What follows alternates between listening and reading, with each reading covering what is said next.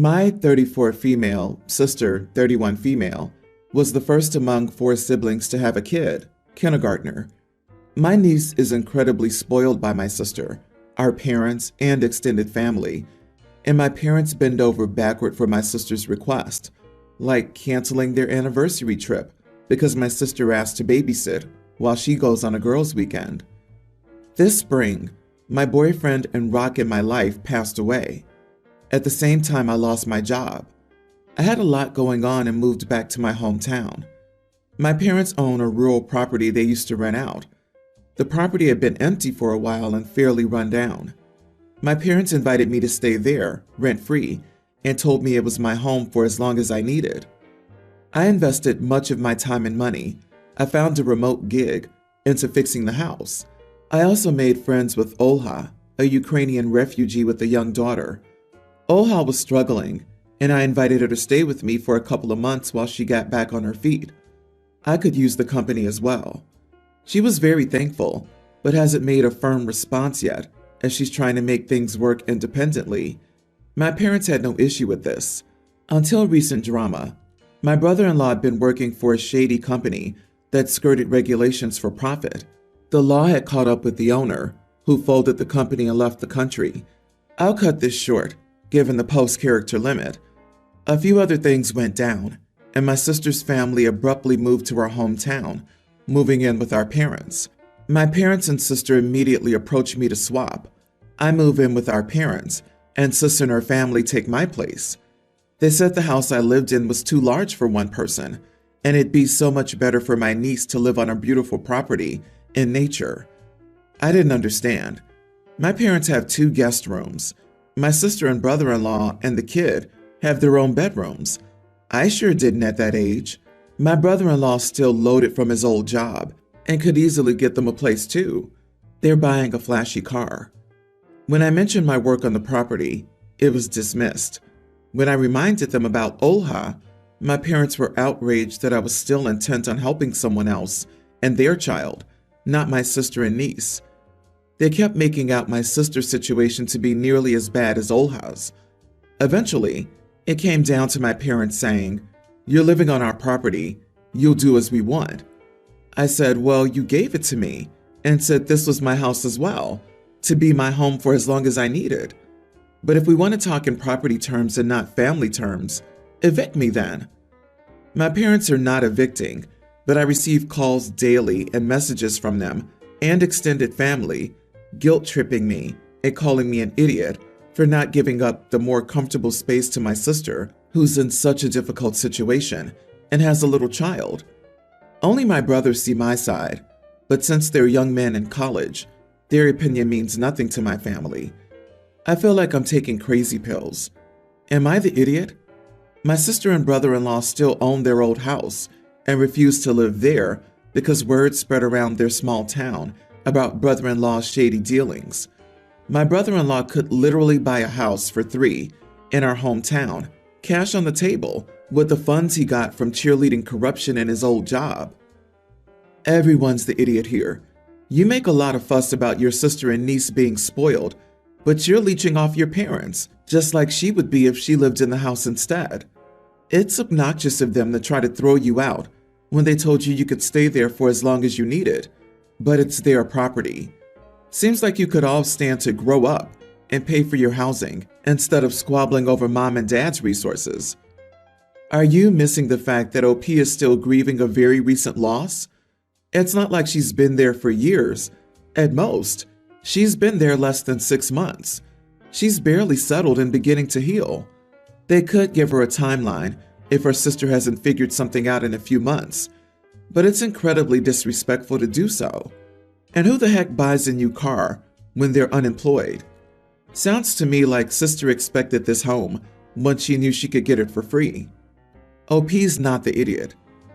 So, just a thought. Figure out how much you spent renovating the property. Tell them you'll move out as soon as they repay you for the upgrades to the property and as soon as you find a place to live. I don't need the money back.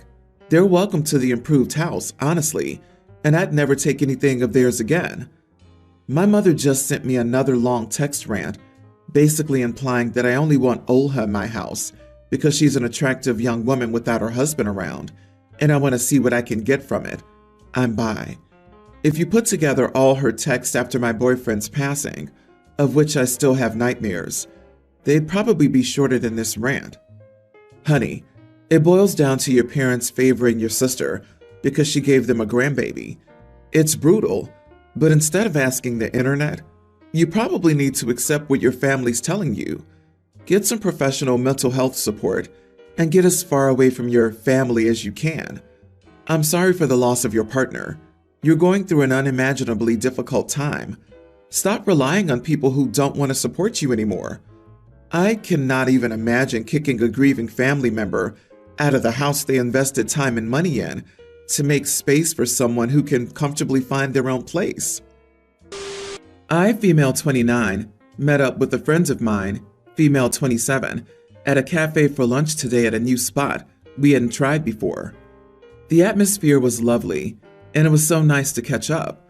But after lunch, she texted me about an interaction I had and said that it made her uncomfortable. So I'm coming to the internet for judgment. The cafe was order at the counter, so I went up and ordered and paid for both my friends and my food and drinks. Everything went the same as at any other cafe, and I returned to our table. A few minutes later, a waitress, female 30s, brought over our coffees, and it was clear that she had Down syndrome. This was no issue. I think it's lovely that she can find work and is comfortable in the cafe environment. When the waitresses set down our coffees, she said to me, "I made these all by myself," and was quite proud of her demeanor. I told her verbatim, "Thank you. They look fantastic. Well done." The waitress then walked away, and my friend and I enjoyed the rest of our lunch.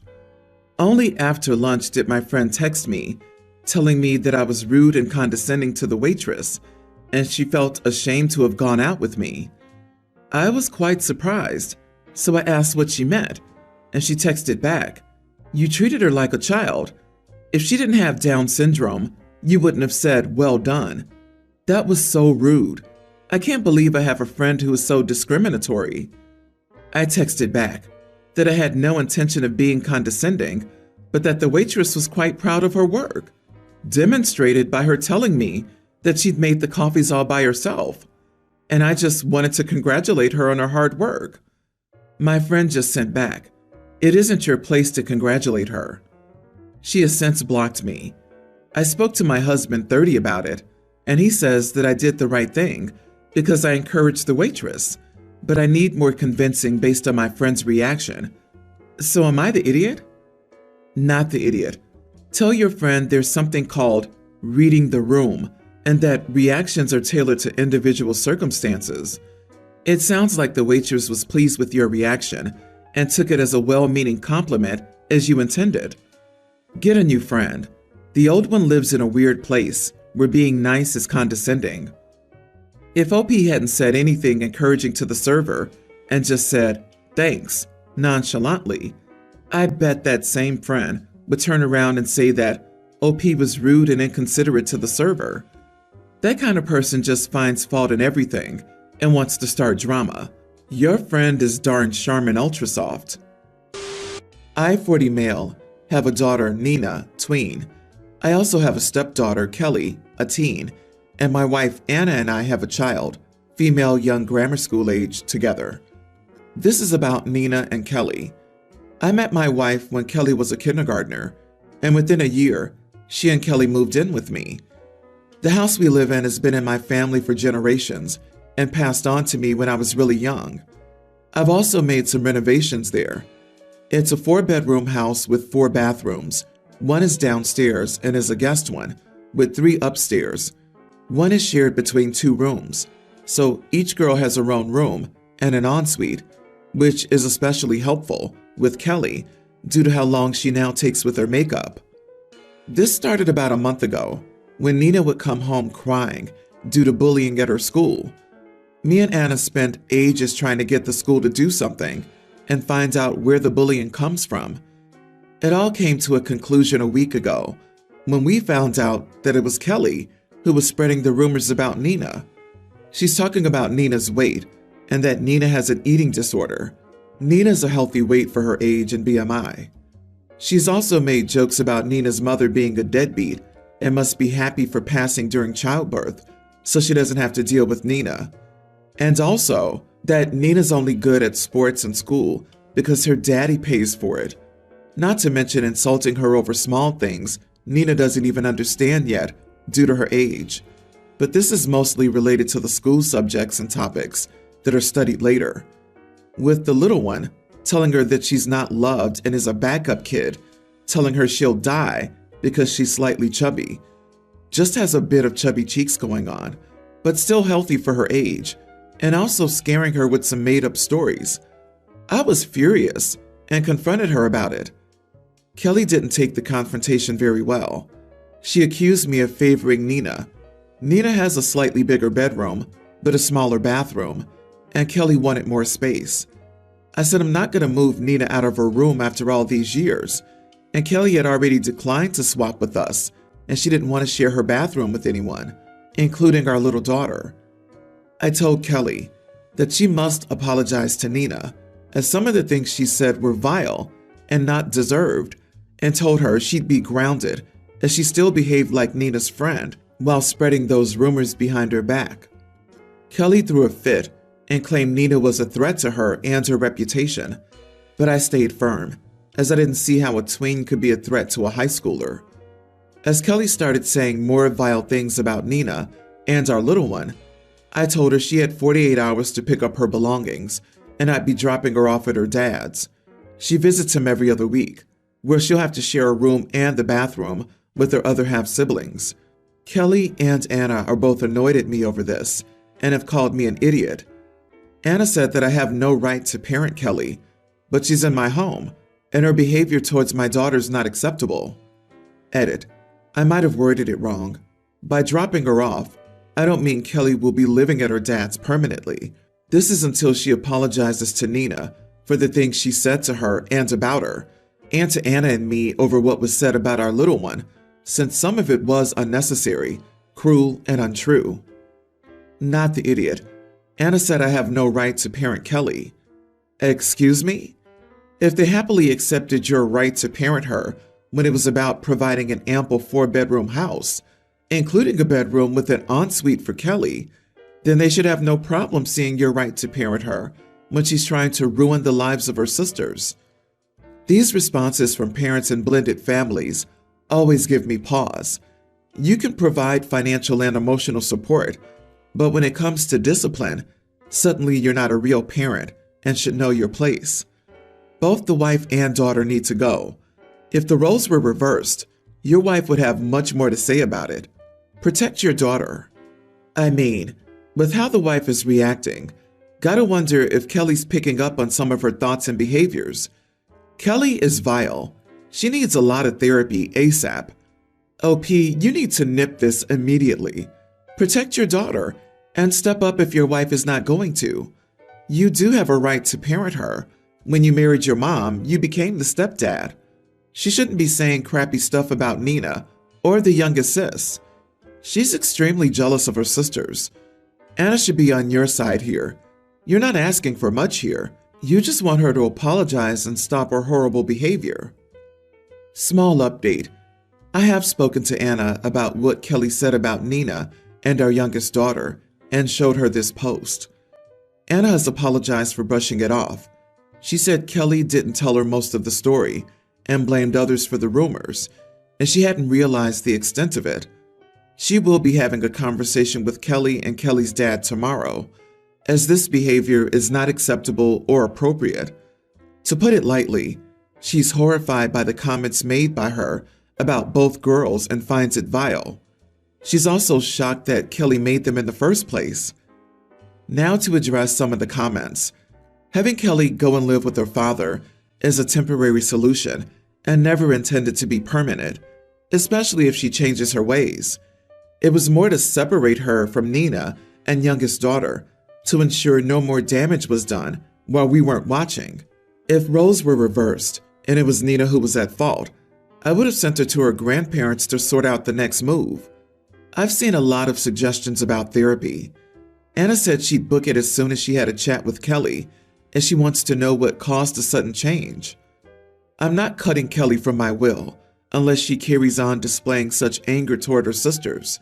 I'm not selling the Taylor Swift tickets either, since it is something Kelly wanted to attend for years.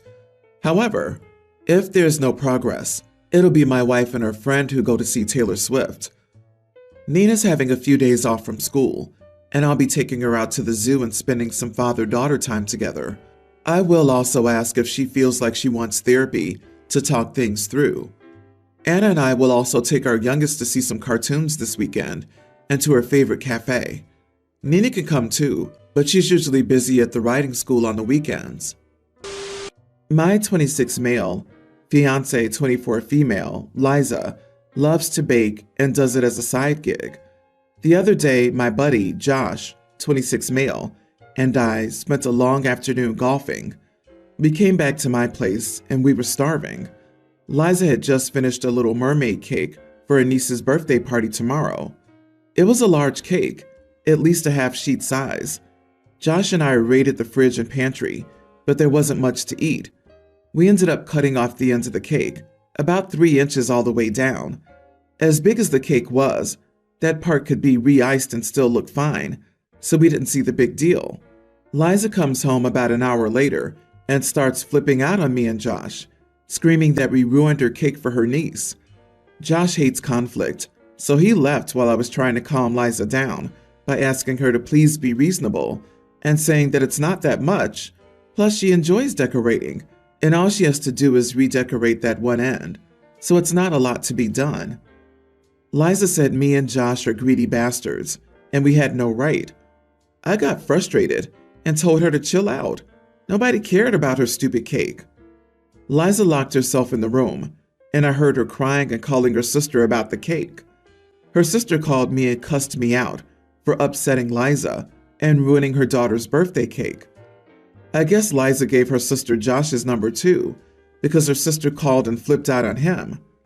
Now Josh refuses to come over and hang out here until Liza and her sister both apologize to him.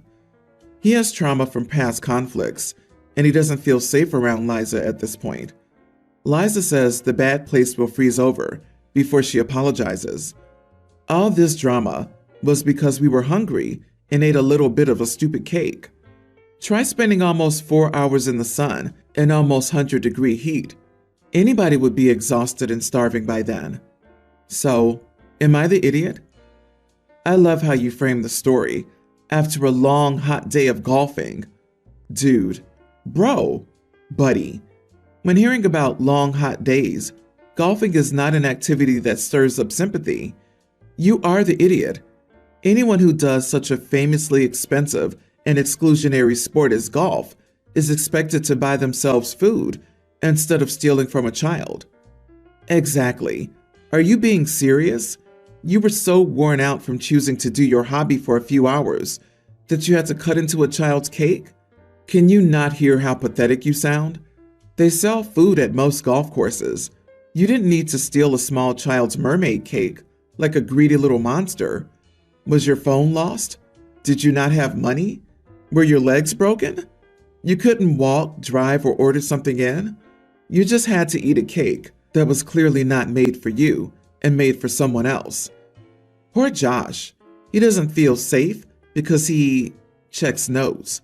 Can't do whatever he wants without repercussions. He needs an apology because he did something wrong and someone got upset with him about it.